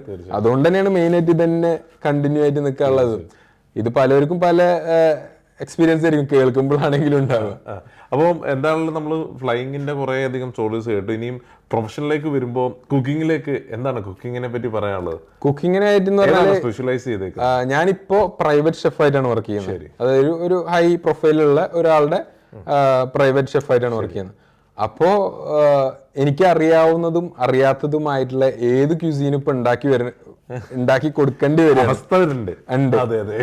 അപ്പൊ എനിക്ക് എന്റെ കോൺഫിഡൻസും കൂടിക്കൊണ്ടിരിക്കുകയാണ്. അതും ഹൈ പ്രൊഫൈൽ ആയതുകൊണ്ട് ഇവര് സ്ക്രാച്ചിൽ നിന്നാണ് ഉണ്ടാക്കാൻ ഉദ്ദേശിക്കുക. അതായത് ഇപ്പോൾ എക്സാമ്പിൾ ആയിട്ട് പറയുന്ന ഒരു പിസ്സ അല്ലെങ്കിൽ ഒരു ബിസ്ക്കറ്റ് ഒക്കെ ഉണ്ടാക്കാനാണെങ്കിൽ നമുക്ക് റോ മെറ്റീരിയൽസ് ആണ് തരിക. അത് മൈദ അല്ലെങ്കിൽ വീറ്റ് ഫ്ലോർ ആണ് തരിക. അതിൽ നിന്ന് നമ്മൾ ഉണ്ടാക്കണം. ടൊമാറ്റോ സോസ് ഉണ്ടാക്കാൻ ടൊമാറ്റോ തരും, അല്ലെങ്കിൽ ഓണിയൻ, ടൊമാറ്റോ, അങ്ങനത്തെ റോ ഇൻഗ്രീഡിയൻസ് തരും. അതിൽ നമ്മൾ ഉണ്ടാക്കണം. അപ്പോൾ ഏത് ക്യുസീനാണെന്ന് ചോദിച്ചു കഴിഞ്ഞാൽ എല്ലാം എന്ന് പറയേണ്ട ഒരു അവസ്ഥയായിട്ട് മാറി. ആ ചലഞ്ചസ് രസമാണ്. പക്ഷെ പുറം ലോകം ഇത്രയും എന്നെ അട്രാക്ട് ചെയ്തിട്ട് ഇങ്ങനെ വിളിക്കുമ്പോൾ ഒരു ചെറിയ വിഷമൊക്കെ ഉണ്ട്. അപ്പൊ നമ്മൾ വിചാരിക്കും എന്തെങ്കിലുമൊക്കെ ഒന്ന് സെറ്റ് ആവും എന്നുള്ള. ഇതില്ലാണ്ട് അത് ചെയ്യാൻ പറ്റില്ല. അപ്പൊ രണ്ടും വിടാനും പറ്റില്ല. എന്തായാലും കിച്ചൺ വിടുന്ന പരിപാടിയില്ല. അതിപ്പോ എനിക്ക് സ്കൈ ഡൈവർ ആയാലും ഞാൻ അക്ഷയേട്ടനൊക്കെ വീട്ടിൽ വരുമ്പോൾ ഫുഡ് ഉണ്ടാക്കി ഞാൻ വരും. അല്ല, ഈ ചില വീഡിയോസിലൊക്കെ നമ്മൾ കാണുന്ന പോലെ ഈ ആകാശത്ത് ഇരുന്ന് കഴിക്കുക, അല്ലെങ്കിൽ അവിടെ ഇരുന്ന് ഈ ഓണിയൻ ചോപ്പ് ചെയ്തിട്ട് അതെന്തെങ്കിലും ഒരു സാൻഡ്വിച്ച് ആക്കി കഴിക്കുക, റിസ്ക് എടുക്കാൻ നിൽക്കണ്ട. നമുക്ക് കനോപ്പിയിൽ ഫ്ലൈ ചെയ്യുമ്പോൾ നമുക്ക് വേണമെങ്കിൽ ഒരു കൈ നോക്കാം, വല്ല നോ കുക്കിംഗ് ബർഗറോ അല്ലെങ്കിൽ അങ്ങനെ എന്തെങ്കിലുമൊക്കെ ആക്കാം നമുക്ക് ഫ്യൂച്ചറിൽ. പിന്നെ എന്താണ് ഈ ഇനിയും ഇതേപോലത്തെ ആക്ടിവിറ്റി, അതായത് ഇപ്പോൾ ഞാൻ പറഞ്ഞില്ലേ, ഇപ്പൊ വെക്കേഷനിൽ എനിക്ക് 31 days കിട്ടിയാൽ ഞാൻ പാരാഗ്ലൈഡിങ്ങും സ്കൂബയും പിന്നെ നാട് കാണാനും ആനപ്പുറത്തും ഒക്കെ കയറാൻ. ഇതേപോലെ എനിക്ക് എന്താ പറയാ, നമുക്ക് ഇടക്കിടക്ക് ചെയ്യാൻ പറ്റണം. അല്ലെങ്കിൽ ലൈഫ് ലോങ് അതൊരു ഏണിങ് അതിൽ നിന്നും കൂടി കിട്ടണ പോലത്തെ ഒരു സംഭവം ഒക്കെ ആണെങ്കിൽ. അജ്മൽ ഇവിടെ ഒരു ബിസ്ക്കറ്റ് ഉണ്ട്. അജ്മലിന്റെ ബിസ്ക്കറ്റ് ഇവിടെ, ആ ബിസ്ക്കറ്റ് ഇങ്ങനെ ബിസ്ക്കറ്റ്. അജ്മൽ കുറെ ബിസ്ക്കറ്റ്, ഞാൻ നേരത്തെ അജ്മലിന്റെ ബിസ്ക്കറ്റ് കഴിച്ചിട്ടുണ്ട്. അല്ല, അതുകൊണ്ടാണ് ഞാൻ അക്ഷയേട്ടനാണ് ഇത് ഹോസ്റ്റ് ചെയ്യുന്നത് കേട്ടപ്പോ എന്നാ പിന്നെ എന്തായാലും ഇത് എടുത്തേക്കാന്നുള്ള. ബിസ്ക്കറ്റ്സ് സത്യം പറഞ്ഞാല് നമ്മുടെ കോക്കനട്ട് ഫ്ലേവർ ആണ് അല്ലേ? കോക്കനറ്റ് ഉണ്ട്, ചോക്ലേറ്റ് ഉണ്ട്. ഞാൻ എപ്പോഴും ശരിയാ, ഞാൻ കഴിഞ്ഞ വട്ടം എന്റെ ഫേവറേറ്റ് കോക്കനട്ട് ആയിരുന്നു. ആർക്കെങ്കിലും എല്ലാം ഒക്കെ വേണമെന്നുണ്ടെങ്കിൽ പറഞ്ഞാൽ മതി. അല്ല, പൈസ കിട്ടിയിട്ട് പോയി അങ്ങനല്ല. ഇപ്പൊ ഞാനിത് ഹൈ പ്രൊഫൈലിൽ ഉണ്ടാക്കി ഇങ്ങനെ കൊണ്ടു കൊടുക്കാൻ പാടില്ല. അതുകൊണ്ടാണ്. പക്ഷെ നല്ല കുക്കിയാണ് കേട്ടോ, നല്ല അടിപൊളിയായിട്ട് അത് ബേക്ക് ചെയ്തിട്ടുണ്ട്. നല്ല ചില കഴിവുകൾ നമ്മള് കളയരുത്. ഇല്ല, ഇത് വീണ്ടും കാരണം ഞാൻ പറഞ്ഞില്ലേ, ഇത് നമുക്ക് ആഗ്രഹിച്ച് ഞാൻ പഠിച്ച് പിന്നെ, കാരണം hotel management is not easy. ഞാനിപ്പത്തെ, അതായത് ഞാൻ സെൻട്രൽ ഗവൺമെന്റ് കോളേജിൽ പഠിച്ച ആളാണ്, IHM ഹൈദരാബാദിൽ പഠിച്ച ആളാണ്. അവിടെ JEE ഇപ്പോൾ IIT അതിലൊക്കെ എങ്ങനെയാണോ എൻട്രൻസ് ചെയ്ത് കയറുക, അതേപോലെ തന്നെയാണ് ഈ IHM-ലും. അത് പലർക്കും അറിയുണ്ടാവില്ല. ഓരോ സ്റ്റേറ്റിലും ഓരോ IHMs ഉണ്ടാവുള്ളൂ. അത് സെൻട്രൽ ഗവൺമെന്റ്. അതും എത്ര സ്ട്രിക്റ്റ് ആയിരുന്നു എന്ന് പറഞ്ഞു കഴിഞ്ഞാൽ, മിലിറ്ററി ചിട്ട എങ്ങനെയാണോ അതേ സ്ട്രിക്റ്റ് ആയിരുന്നു IHM ഹൈദരാബാദിലൊക്കെ ഉണ്ടായിരുന്നു. ഒരു എക്സാമ്പിൾ ഇത് പറയാൻ പാടുമെന്നറിയില്ല, ഞങ്ങൾക്ക് അറ്റൻഡൻസ് കിട്ടണമെങ്കിൽ ഷേവ് ചെയ്തത് ഇങ്ങനെ തൊട്ട് നോക്കിയായിരുന്നു ക്ലാസ്സിൽ കയറും. അതെ, ലൈൻസ് വേണം, അതായത് ഷർട്ടിന്റെ, പാന്റ്, ഷൂ പോളിഷ്. ഇതിൽ ഏതെങ്കിലും ഒരു മിസ്റ്റേക്ക് ഉണ്ടെങ്കിൽ അറ്റൻഡൻസ് കിട്ടില്ല. നമ്മൾ പോയതൊക്കെ വെറുതെ. പിന്നെ 9 മണിക്ക് എനിക്ക് +2 കോളേജ് പോലെയും, അതായത് +1 പ്രീ ഡിഗ്രി കോളേജ് പോലെയും കോളേജ് ലൈഫ് സ്കൂൾ പോലെയും തോന്നിയ ഒരു സീൻ ആയിരുന്നു. അതായത് അത്രയും സ്ട്രിക്റ്റ് എന്ന് പറഞ്ഞു കഴിഞ്ഞാൽ 9 മണിക്ക് ഗേറ്റ് അടച്ചു കഴിഞ്ഞാൽ നമുക്ക് പുറത്തു പോകാൻ പറ്റില്ല. എനിക്ക് ഞാൻ +2 പഠിക്കുമ്പോൾ വേണമെങ്കിൽ ഇന്റർവെല്ലിന് ഇറങ്ങി പോയിട്ട് കടയിൽ പോയി തിരിച്ചു വരാം. അത്രയും ഫ്രീഡം ആയിരുന്നു നാട്ടിൽ പഠിക്കുമ്പോൾ. IHM പഠിക്കുമ്പോൾ അത്രയും സ്ട്രിക്റ്റ്. അപ്പോൾ എന്നിട്ടും അതായത് 230 എന്തോ ഉള്ള ബാച്ച് ഇറങ്ങുമ്പോൾ 170 ഒക്കെ ഉള്ളൂ. അത്രയും ഡ്രോപ്പ് ഔട്ട്സ്. അത് തോറ്റിട്ടോ അല്ലെങ്കിൽ ഇതൊന്നുമില്ല, ഇവിടുത്തെ ഈ സ്ട്രിക്റ്റ് അല്ലെങ്കിൽ അവർക്ക് ഇതൊന്നും പാലിക്കാൻ പറ്റാത്തതുകൊണ്ട് ഇറങ്ങി പോയവരാണ്. കാരണം അവർക്ക് അല്ലാണ്ട് തന്നെ അവർക്ക് ഫിനാൻഷ്യലി ഓക്കെ ആയിരിക്കും. അപ്പോൾ അവർ സ്കിപ്പ് ചെയ്തിട്ട് വേറെ എഞ്ചിനീയറിംഗ് അല്ലെങ്കിൽ വേറെ ഏതെങ്കിലും കോഴ്സ് എടുക്കും. അപ്പോൾ അത്രയും ഇഷ്ടപ്പെട്ടിട്ട് ഞാൻ എടുത്ത കോഴ്സ് തന്നെയാണ് BSc ഹോട്ടൽ മാനേജ്മെന്റ്. പിന്നെ സ്കൈഡൈവിംഗ് വന്നതുകൊണ്ട് ഞാൻ കരിയർ അങ്ങോട്ടും ഇങ്ങോട്ടും ഒക്കെ മാറ്റിയിട്ടുണ്ട്. അത് ഓപ്പറേഷൻസിലോട്ട് പോയി, മാനേജ്മെന്റിലോട്ട് പോയി, പിന്നെയും കിച്ചണിലോട്ട് വന്നു. ദുബായിൽ വന്നപ്പോൾ ഞാൻ എല്ലാ പ്രൊഫഷനും ട്രൈ ചെയ്തിട്ടുണ്ട്. പല CV ഉണ്ടാക്കിയിട്ട് പലർക്ക് അയച്ചിട്ട് ഇപ്പോഴും ഞാൻ അത് ട്രൈ ചെയ്യാനും ഇപ്പോഴും ഓക്കെയാണ്. മീൻസ് ഇതിനെക്കാട്ടി ഇൻകം കൂടുതൽ കിട്ടുകയാണെങ്കിൽ, കുറച്ചും കൂടി നല്ല വർക്ക് കൾച്ചർ കിട്ടുകയാണെങ്കിൽ ഞാൻ ഇനിയും മൂവ് ചെയ്യാൻ റെഡിയാണ്. എന്തിലേക്ക് മൂവ് ചെയ്യാൻ? അല്ല, ഇപ്പോൾ ഞാൻ പറഞ്ഞില്ല, ഞാൻ മാനേജ്മെന്റ് ആയിട്ട് ഇപ്പോൾ ടൂറിന്റെ എന്തെങ്കിലും പേര്, ഇപ്പോൾ എനിക്ക് ട്രാവലിംഗ് ഇഷ്ടമാണ്. ഇത്രയും അഡ്വഞ്ചർ കാര്യങ്ങൾ ഇപ്പോൾ ഏതെങ്കിലും ഒരു ടൂർ ട്രാവൽസ് വലിയ ടീമിന്, ഇപ്പോൾ വലിയ ഹൈ പ്രൊഫൈൽ ടീമിന് ഒരു ട്രിപ്പ് പോകണം. അപ്പൊ എന്നെ കൊണ്ടുപോകണമെങ്കിൽ കോംബോ ആണ്. അപ്പൊ എന്നെ താങ്ങാൻ പറ്റും, ഞാനൊരു ഹൈ പ്രൊഫൈൽ അല്ലേ. അതൊക്കെ ഞങ്ങൾ കൊണ്ടുപോയിക്കോളാം. അങ്ങനെയാണ്, റെഡിയാണ്. ഇന്ന് രാജിവെക്കണോ? അല്ല, ഇതിനകത്ത് അതിന്റെ ഇടയിൽ വന്നൊരു കാര്യം, ഇപ്പം സ്കൈ ഡൈവ് ഉണ്ട്, ഇനിയും പാരാഗ്ലൈഡിങ് ചെയ്യുന്നുണ്ട്, ഇനിയും അടുത്തത് ഇന്ന പോലെ അല്ല സ്കൂബ ചെയ്തു. ഇപ്പോ സ്കൂബയുടെ ലൈസൻസ് എടുത്തിട്ടുണ്ട്, ഓപ്പൺ വാട്ടറിന്റെ ലൈസൻസ് എടുത്തു. അതും മസ്റ്റ് ആണ്. അതായത് നമ്മള് ഇപ്പോ ഒരാള് ജനിച്ച മുതല് മരിക്കുന്ന വരെ കാണുന്ന ലോകം ഇതാണ്. ഇപ്പൊ നമ്മൾ കറന്റിൽ ജീവിക്കുന്ന ഒരു ഇതാണ്. റോഡ്, ഭൂമി, മണ്ണ്, ബിൽഡിങ്, അല്ലെങ്കിൽ ഇനിയിപ്പോ അവര് ട്രാവലിംഗ് ഒക്കെ ചെയ്താൽ പോലും മഞ്ഞ്, മല, അതൊക്കെ കാണാൻ പറ്റും. പക്ഷെ വേറെ ഭൂമിയുടെ മെയിൻ കവർ ചെയ്തിരിക്കുന്ന ഒരു സാധനമാണല്ലോ ഈ ഓഷ്യൻ അല്ലെങ്കിൽ വെള്ളം എന്ന് പറയുന്ന സാധനം. ആ ലോകം ഒന്ന് കാണാൻ ഒരു ആഗ്രഹം, മീൻസ് ആഗ്രഹം ഉണ്ടാകുന്നെങ്കിൽ അത് ഈ സ്കൂബ തന്നെ ചെയ്യണല്ലോ. അത് ഇപ്പൊ നമ്മളൊരു 50 മിനിറ്റ് ഒക്കെ വെള്ളത്തിന്റെ അടിയിൽ, അതും 18 മീറ്റേഴ്സ് ഡീപ്പ്, നമുക്ക് എന്താ പറയാ, മീനുകളൊക്കെ ഇങ്ങനെ ഇങ്ങനെ പോകുന്നു. അത് വേറെ ലോകം തന്നെയാണ്. അതായത് നമുക്ക് ഈ ട്രെയിനിങ്ങിന്റെ ഇടയിൽ ഫസ്റ്റ് നമുക്ക് ഓഷ്യനിലോട്ട് കൊണ്ടുപോയിട്ട് ജമ്പ് ചെയ്തതിനു ശേഷം ഇൻസ്ട്രക്ടർ നമ്മളെ കളിപ്പിക്കാൻ വേണ്ടിയിട്ട് പറയും, അടിക്കൊന്ന് നോക്കിയിട്ട് മീനുകൾ എണ്ണീക്കുമെന്ന്. വെറുതെ നമ്മളെ കളിപ്പിക്കുന്നതാണ്. അപ്പൊ നമ്മൾ വിചാരിക്കും, ഓ മീനെ ഇവിടെ പറഞ്ഞിട്ട് നമ്മളിവിടെ നോക്കുമ്പോ ഫുള്ള് വേറെ വൈബായിരിക്കും. അയാള് നമ്മളെ പറ്റിച്ചതാണ്. ആ ഇതിലാണ് നമുക്ക് മനസ്സിലാവുക. എണ്ണി പറയുന്നൊക്കെ പറയുമ്പോൾ രോമാഞ്ചം സീന്. അതായത് നമ്മൾ തല വെക്കൂല, ഇയാള് പറഞ്ഞ നോക്കിയിട്ട് എടുക്കുന്നല്ലേ, നമ്മൾ എടുക്കൂല. അയാൾ വിളിക്കണവരെ നമ്മൾ എടുക്കൂല. കാരണം അത്രയും. ഇത് എവിടെ സ്കൂബ ഡൈവ് ചെയ്ത? ഞാൻ മുരുദേശ്വറിൽ, കർണാടകയില്. ശരി. അവിടെയും ഡീറ്റെയിൽസ് വേണമെങ്കിൽ DM ചെയ്യാം. ഇപ്പൊ ഇത് കേട്ടവര് നിങ്ങളുടെ സ്കൂബ ഡൈവ് നിങ്ങളുടെ ബക്കറ്റ് ലിസ്റ്റിൽ ഉണ്ടെങ്കിൽ എന്തായാലും ചെയ്തു. അതെ, ഇപ്പൊ ഇത് കേട്ടപ്പോ തന്നെ എനിക്ക് ചെയ്യണമെന്ന് തോന്നി കേട്ടോ. അല്ല, ഇത് അതായത് നമ്മളിങ്ങനെ എണ്ണീറ്റ് പറയടാ എന്ന് പറയും നമ്മളോട് ഇൻസ്ട്രക്ടർ, അല്ലെങ്കിൽ എണ്ണി നോക്ക്. നമ്മൾ തല ഇങ്ങനെ മുക്കുന്നു, ദൈവമേ ഇതെന്താണ്, മീൻസ് അത്രയും വേറൊരു ലോകം നമുക്ക്. പിന്നെ നമ്മൾ ട്രെയിനിങ്ങിൽ അടിയിലോട്ട് പോകുമ്പോൾ നമ്മൾ ഇപ്പൊ ഇവിടെ എങ്ങനെയാണ് ഇരിക്കുന്നത് അതേപോലെ വെള്ളത്തിന്റെ അടിയിൽ ഫുൾ കംപ്ലീറ്റ്ലി വേറെ ജീവികളുണ്ട്, അല്ലെങ്കിൽ മീനുകളുണ്ട്. നമുക്ക് ചില മീനിനൊക്കെ നമുക്ക് മനസ്സിലാവും, മീൻസ് കളറുള്ള മീനുകളുടെ പേരൊന്നും ചിലപ്പോൾ നമുക്ക് മനസ്സിലാവില്ല ഫസ്റ്റ് ഡൈവിലൊന്നും. പിന്നെ നമുക്ക് മേലെ പോയിട്ട് ബുക്ക് മറിച്ച് വെക്കാൻ അവർ തരും, മീൻസ് അതിലുണ്ടാവും ഇന്ന മീനാണെന്നൊക്കെ. പിന്നെ അയിലനൊക്കെ നമുക്ക് കണ്ടാൽ മനസ്സിലാവും. അതൊക്കെ ഗ്യാങ് ആയിട്ട് പോകുന്നുണ്ട്. നമ്മളുള്ളടത്ത് അധികം കളർ ഫിഷും അങ്ങനത്തെ ഫിഷ് ആയിരിക്കും. പക്ഷെ ഇവര് അപ്പുറത്ത് കൂടെ ഒക്കെ പോകണ്ടോ. അപ്പൊ നമ്മള് ഇവനെ എനിക്കറിയാം. പിന്നെ ഈ കോറൽസ് എന്നൊക്കെ പറയുന്ന സാധനം. അപ്പോ പിന്നെ ഇതില് നമ്മൾ വിചാരിക്കും നമുക്ക് ഇറങ്ങി ഇങ്ങനെ നടക്കാന്ന്. പക്ഷെ അവിടെയുള്ള റിസ്ക് ഫാക്ടറും ഉണ്ട് അടിയിൽ. മീൻസ് നമ്മൾ എവിടെയും പോയി ആവശ്യമില്ലാത്തടത്ത് തൊട അലയി പിടിക്കുക അങ്ങനത്തെ സാധനങ്ങളൊന്നും ചെയ്യാൻ പാടില്ല. പിന്നെ ഇൻസ്ട്രക്ടർ എന്താണ് പറയുന്നത് അതേപോലെ കേൾക്കുക. മീൻസ് ഫസ്റ്റ് ഒരു couple of jumps means dives എന്തായാലും അങ്ങനെ തന്നെ ചെയ്യുക. പിന്നെ നമുക്ക് അത്യാവശ്യം ഈ കോഴ്സായിട്ട് ചെയ്യുമ്പോൾ ഒരു വ്യത്യാസം എന്ന് പറഞ്ഞു കഴിഞ്ഞാൽ, ടൂറിസ്റ്റുകൾ സാധാരണ എന്താ ചെയ്യുകയെങ്കിൽ നമുക്ക് ഒരു ബേസിക് ഒരു 15 മിനിറ്റിന്റെ ഒരു ബ്രീഫിംഗ് തരും. നമ്മളെ വെള്ളത്തിൽ കൊണ്ടുപോകും, ഒരാളിങ്ങനെ പിടിക്കുകയോ അല്ലെങ്കിൽ സപ്പോർട്ട് ചെയ്ത് കൊണ്ടുപോകും. ഇതൊക്കെയാണ് മീന്, അതൊക്കെയാണ് ഇത് കോറൽ, ഇതൊക്കെ കാണിച്ചിട്ട് മേലോട്ട് പൊക്കുന്നു. പക്ഷേ ഞങ്ങളൊക്കെ ചെയ്യുന്ന പോലെ അല്ലെങ്കിൽ ഇതേപോലെ ചെയ്യാൻ ആഗ്രഹമുള്ളവർ അല്ലെങ്കിൽ എക്സ്പ്ലോർ ചെയ്യണമെന്ന് ആഗ്രഹമുള്ളവർ നാട്ടിലത്തെ എൻ്റെ ഒരു ഏകദേശം 30,000 എന്തോ ആണ് ആകെ വരിക. 5 ഡൈവ്സ് കിട്ടും. ശരി. നമുക്ക് A to Z കാര്യങ്ങൾ പഠിക്കാൻ പറ്റും. പാരാഗ്ലൈഡിങ്ങും ഏകദേശം ഇതേ റേറ്റ് തന്നെ ഉള്ളൂ, 25 to 30. 5 ജമ്പ് ഏകദേശം ഒരു 6,000 രൂപ പെർ ജമ്പ് വെച്ച്. അതെ. അത് ഇപ്പൊ നിങ്ങള് ടൂറിസ്റ്റ് ആയിട്ട് പോവുകയാണെങ്കിൽ 5,000 6,000 1 ജമ്പിന് കൊടുക്കണം. ശരി. ഇത് ബൾക്കായിട്ട് കൊടുത്തു കഴിഞ്ഞാൽ നിങ്ങൾക്ക് ഫുൾ A to Z കാര്യങ്ങളാണ് പഠിപ്പിച്ചു തരിക. പ്ലസ് നിങ്ങൾ ലൈസൻസ്ഡ് ജമ്പ് മീൻസ് ഡൈവർ ആവും. അതിനുശേഷം നിങ്ങൾക്ക് ഇപ്പോൾ ദുബായിൽ വന്നിട്ട് ഡൈവ് ചെയ്യണമെങ്കിൽ പോലും ആ ലൈസൻസ് കൊണ്ട് പോയി കഴിഞ്ഞാൽ ഡൈവ് ചെയ്യാം. അപ്പോൾ അതിലെന്താണ് പ്രത്യേകത വെച്ചെങ്കിൽ നമ്മളെ പിടിക്കാനോ ഇതാക്കാനൊന്നും ആരും ഉണ്ടാവില്ല. ഇൻസ്ട്രക്ടർ നമ്മുടെ ഒരു കമ്പാനിയനാണ്, ബഡ്ഡി ആയിട്ടാണ് നമ്മുടെ കൂടെ വരിക. നമുക്ക് പഠിപ്പിച്ചു തരാനുള്ളതൊക്കെ പഠിപ്പിച്ചു തരും. ആദ്യം നമുക്ക് പൂളിലൊരു ട്രെയിനിങ് ഉണ്ടാവും, പിന്നെ സ്വിമ്മിങ്ങിന്റെ കുറച്ച് ട്രെയിനിങ് ഉണ്ടാവും, അത് കഴിഞ്ഞിട്ട് കൊണ്ടുപോകും. അപ്പൊ നമ്മൾ ആ ഒരു ഫീൽ ഉണ്ടല്ലോ, അതായത് ഇങ്ങനെ ഈ ശ്വാസം വലിക്കണ ഒരു ഫീല് നമുക്ക് വെള്ളത്തിൽ ചെയ്യാൻ പറ്റില്ല. അപ്പൊ അതിന്റെ ഒരു വ്യത്യാസത്തിലുള്ള അഡ്ജസ്റ്റ് ആവാനുള്ളൊരു ഇതുണ്ട്. നമുക്ക് ഇയറൊക്കെ ഒന്ന് അടയണ ഒരു ഫീല്. അപ്പോൾ അത് അഡ്ജസ്റ്റ് ചെയ്തതിന് ഒരു ഡൈവിന് ശേഷം നമ്മൾ ഓക്കെ ആവും. ചിലപ്പോൾ ചിലർക്ക് 1-2 ഡൈവ് എടുക്കേണ്ടി വരും. പക്ഷെ അതിനുശേഷം നമുക്കൊരു ഫ്രീഡം കിട്ടൂലേ, അത് വേറെ തന്നെ വൈബാണ്. അതായത് ആദ്യം ഫുള്ള് നീല കളറുള്ള വെള്ളത്തില് മീനുകള്, നമ്മള്, ഇത് ഒരു സൗണ്ടോ ഒന്നും പ്രത്യേകിച്ചൊന്നുമില്ല, പീസാണ്. അടിപൊളി.